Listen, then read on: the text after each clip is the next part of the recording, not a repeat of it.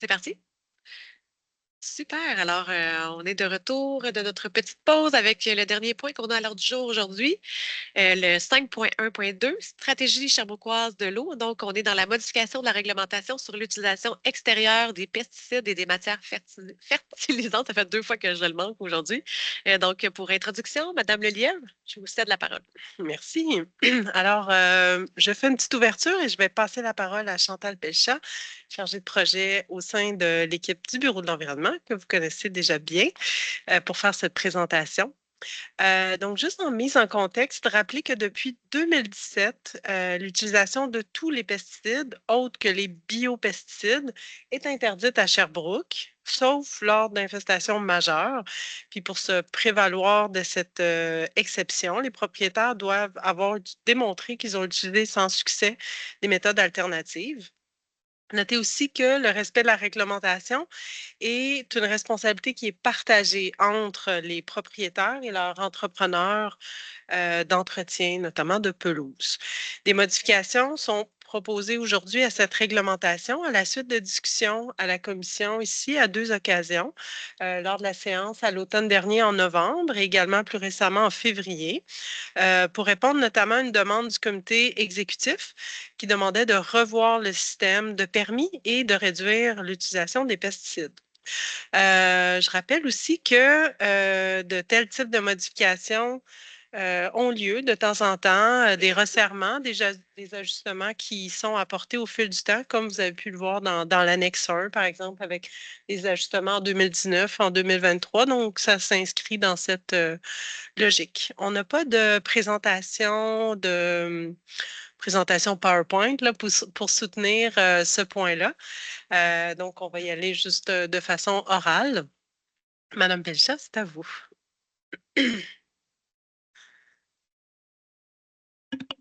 Je vais quand même partager avec vous les recommandations qu'on vous propose aujourd'hui. En fait, on a 4 recommandations qu'on vient vous présenter. La première, c'est de venir modifier l'article 8.6.40 au niveau des coûts des permis annuels commerciaux.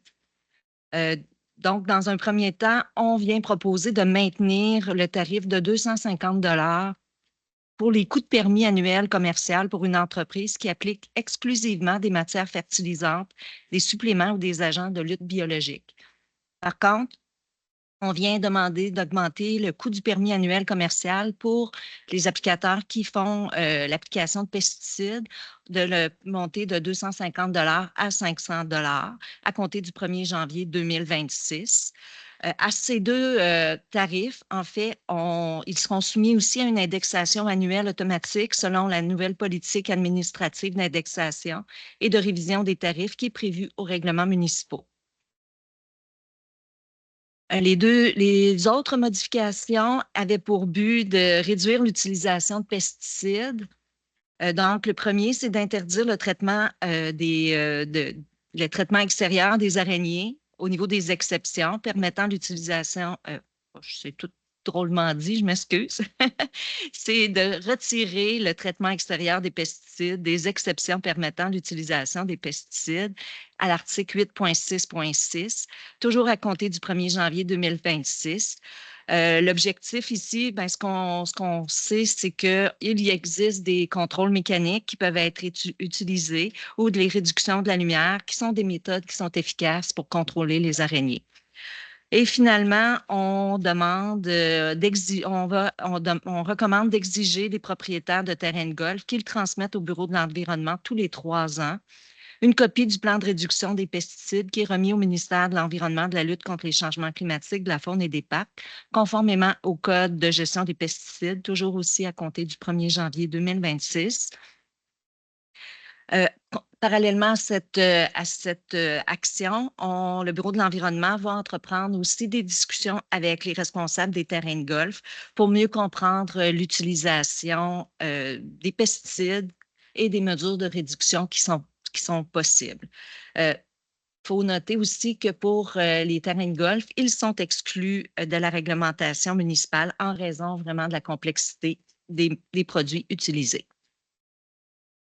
Donc, ça fait le tour des recommandations qui vous sont proposées aujourd'hui.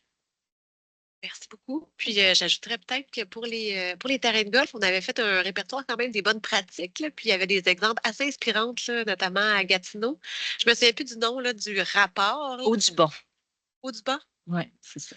C'est ça, donc on en avait discuté un peu. On trouve que c'est vraiment intéressant, mais on veut quand même avoir ce dialogue-là avant pour voir de quelle façon on peut se rendre à l'atteinte de cet objectif-là qui est très innovant, on trouve en fait.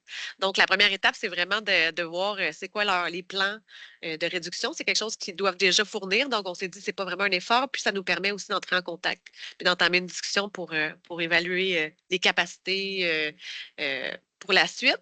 Puis l'autre chose que je voulais ajouter aussi, c'est, moi, je me questionnais beaucoup pour les coûts de permis annuels. Pourquoi on n'augmentait pas aussi les permis pour les matières fertilisantes? Puis, ce qu'on a découvert, c'est que ça prend beaucoup plus de temps et d'analyser un coût pour l'application de pesticides. Donc, c'est vraiment un tarif qui est à la hauteur de ce que ça nous coûte réellement, finalement, le coût de l'analyse. Donc, c'est pour ça, c'est beaucoup plus complexe.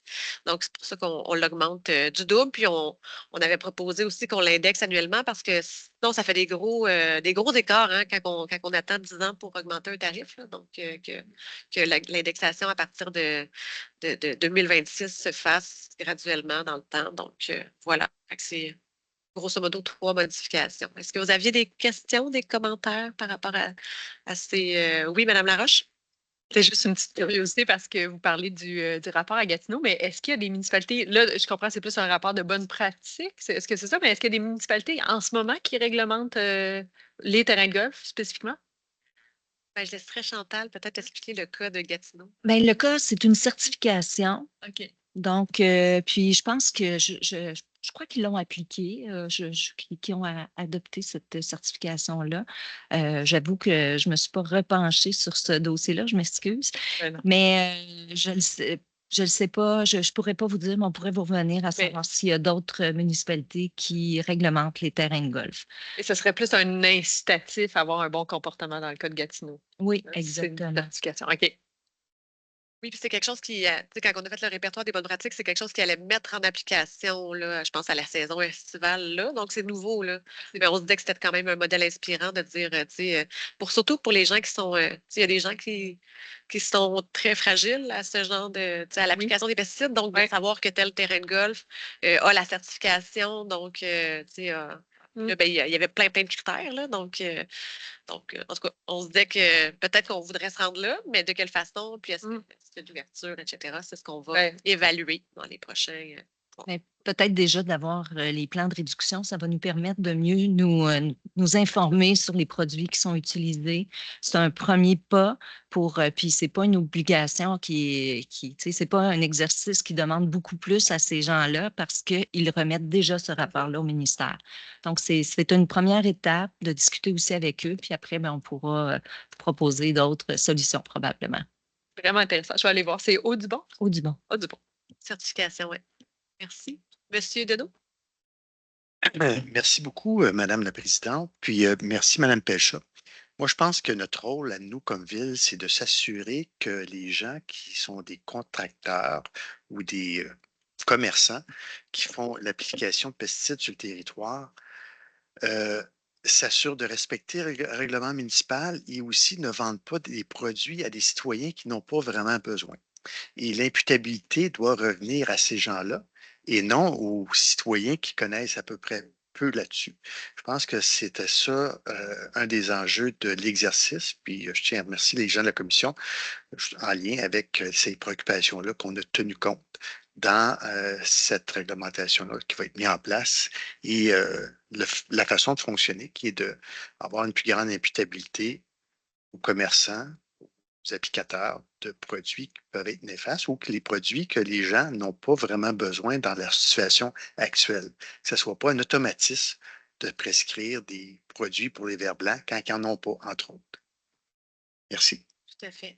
On l'a dit, c'est une responsabilité qui est partagée hein, parce que les gens qui consomment, ben, qui engagent des applicateurs C'est vrai qu'on s'est rendu compte avec la patrouille, les visites de terrain, que les gens ne savaient pas tout le temps qu'est-ce qui était mis sur leur terrain, puis c'est bien dommage. Mais ils ont quand même cette responsabilité-là, vu que c'est leur terrain. Donc, on veut les sensibiliser aussi. Puis, le travail avec les applicateurs est vraiment très, très important à ce niveau-là. Est-ce qu'il y avait d'autres commentaires, questions? Non? Ça faisait le tour. Donc, dossier très simple. Puis pour les araignées, bien, on s'entend que même les applicateurs nous demandaient pourquoi qu'on ne l'interdisait pas parce qu'ils trouvaient que c'était un peu inutile quand on peut juste. C'est vrai que c'est une nuisance, les araignées, là. Il y en a qui ont même peur des araignées, mais quand on peut juste fermer les lumières ou les enlever avec un balai, bien, ça a moins de dégâts pour l'environnement, évidemment.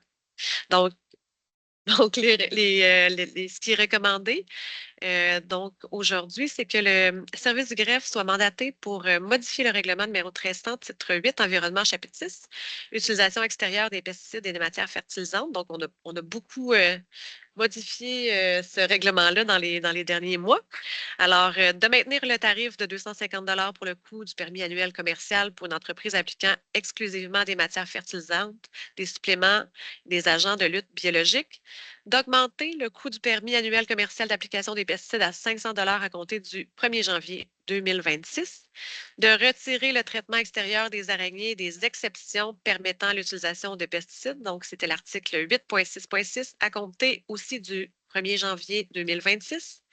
Et finalement, d'exiger des propriétaires de terrains de golf qu'ils transmettent au Bureau de l'environnement tous les 3 ans une copie du plan de réduction des pesticides remis au ministère de l'Environnement, de la lutte au changement climatique, de la faune et des parcs, conformément au Code de gestion des pesticides. Donc, on vient vraiment, encore une fois, s'arrimer aussi au code provincial, donc à compter du 1er janvier. Si ça vous va?